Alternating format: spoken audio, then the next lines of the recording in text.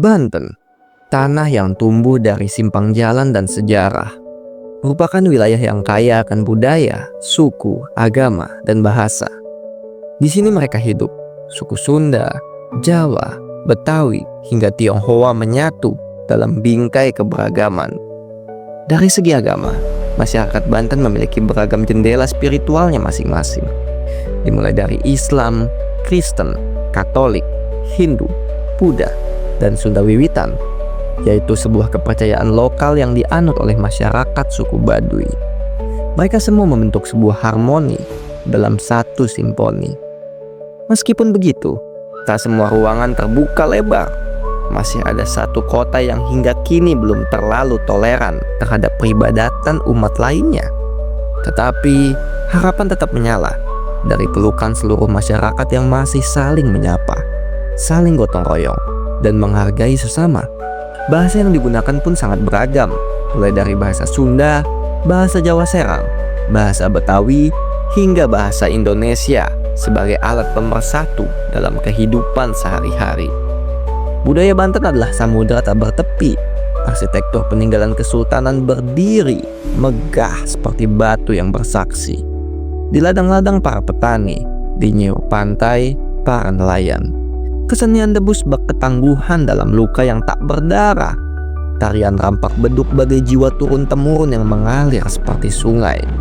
Banten bukan hanya tempat, tapi cermin. Hidup berdampingan bukanlah mimpi, tapi kenyataan yang bisa dijaga dan diwarisi. Kota Jakarta. Jakarta sebagai kota metropolitan yang multikultural memiliki perbedaan dan harmoni antar ras, suku, dan agama yang kompleks. Beberapa aspek yang menggambarkan perbedaan dan harmoni di kota Jakarta. Aspek perbedaannya dapat dilihat dari keragaman etnis. Jakarta dihuni oleh berbagai etnis seperti Betawi, Jawa, Sunda, Cina, dan lain-lain. Perbedaan agama. Jakarta memiliki penduduk dengan berbagai agama seperti Islam, Kristen, Katolik, Hindu, Buddha, dan lain-lain. Keragaman bahasa. Bahasa yang digunakan di Jakarta juga beragam, seperti bahasa Indonesia, bahasa Betawi, bahasa Jawa, dan lain-lain. Aspek harmoni dapat dilihat dari kehidupan berdampingan. Meskipun memiliki perbedaan, masyarakat Jakarta umumnya hidup berdampingan dan saling menghormati. Kerjasama. Masyarakat Jakarta sering bekerjasama dalam berbagai kegiatan, seperti kegiatan sosial, ekonomi, dan budaya. Festival dan acara. Jakarta memiliki banyak festival dan acara yang merayakan keragaman budaya dan agama, seperti Idul Fitri, Natal, dan Imlek. Dalam keseluruhan, Jakarta memiliki perbedaan dan harmoni antar ras, suku, dan agama yang kompleks. Dengan memahami dan menghargai keragaman budaya, Jakarta dapat menjadi kota yang lebih harmonis dan sejahtera.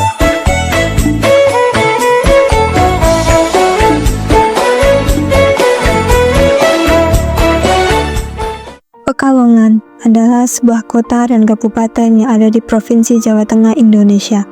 Kota Pekalongan ini merupakan kota pertama di Indonesia dan kota Asia Tenggara pertama yang menjadi bagian dari jaringan kota kreatif UNESCO. Kota Pekalongan dikenal dengan kota batik. Hal ini tidak terlepas dari sejarah bahwa sejak puluhan hingga ratusan tahun lampau hingga sekarang, batik itu sendiri sudah menjadi nafas penghidupan masyarakat Pekalongan dan terbukti tetap dapat eksis dan tidak menyerah pada perkembangan zaman. Kota Pekalongan juga dikenal sebagai kota santri dan juga memiliki pelabuhan perikanan terbesar di Indonesia. Kota Pekalongan terkenal dengan nuansa religiusnya karena mayoritas penduduknya memeluk agama Islam. Ada beberapa adat tradisi di Pekalongan yang tidak dijumpai di daerah lain, seperti Sawalan, Sedekah Bumi, dan selainnya. Sawalan adalah perayaan 7 hari setelah Idul Fitri yang disemarakkan dengan pemotongan lobster raksasa untuk kemudian dibagi-bagikan kepada para pengunjung. Pekalongan secara etnik didominasi oleh suku Jawa yang bertutur dengan bahasa Jawa dialek.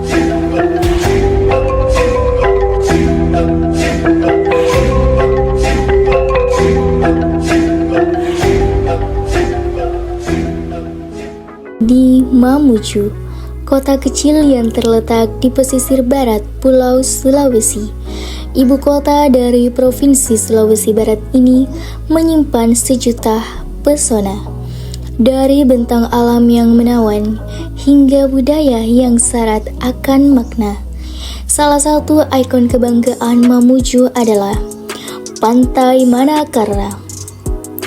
Tempat favorit masyarakat menikmati matahari terbenam dan tempat laut serta langit seolah menyatu dalam harmoni.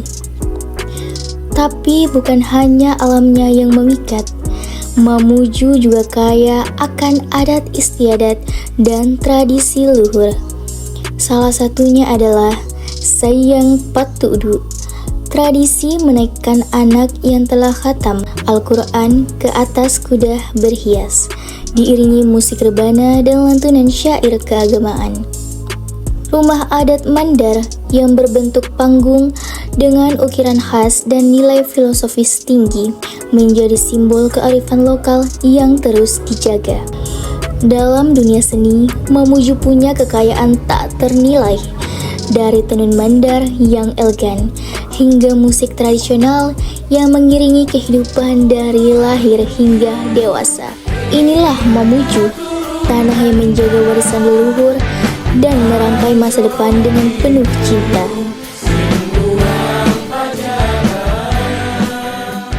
Provinsi Nusa Tenggara Barat, NTB. Di NTB ini terdiri dari 2 pulau, Pulau Lombok dan Pulau Sumbawa, dan terdiri dari 3 suku. Suku Sasak berada di Pulau Lombok, suku Semawa berada di Pulau Sumbawa, dan suku Bojo juga berada di Pulau Sumbawa. Dan di NTB terdiri dari 3 bahasa.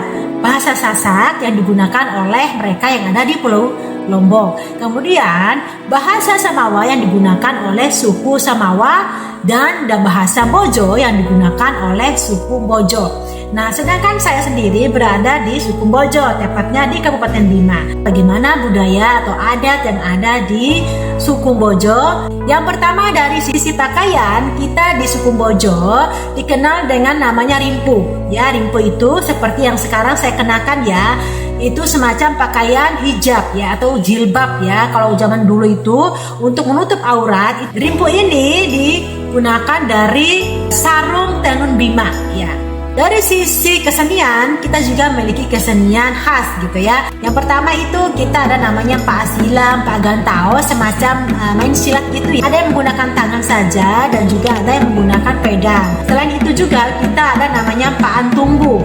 Pak Tumbu itu ada 2 orang yang saling berbenturan kepalanya. Kemudian kesenian yang lainnya juga kita punya yang namanya Kapatu. Kapatu itu ya sama dengan pantun ya, saling berpantun gitu. Nah, biasanya kita itu kalau ada acara pernikahan atau acara hajatan sunatan gitu ya. Jadi sekitar seminggu sebelum acara itu kita ada namanya baju.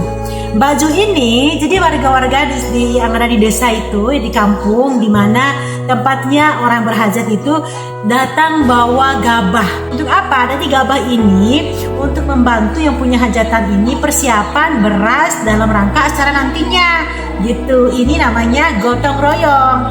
Nah, untuk di hari hanya kita ada namanya tekar mee dan pamaco. Itulah sekilas budaya, adat dan kebiasaan kita yang ada di suku Bojo ya. Terima kasih ya yang sudah menonton. Assalamualaikum warahmatullahi wabarakatuh.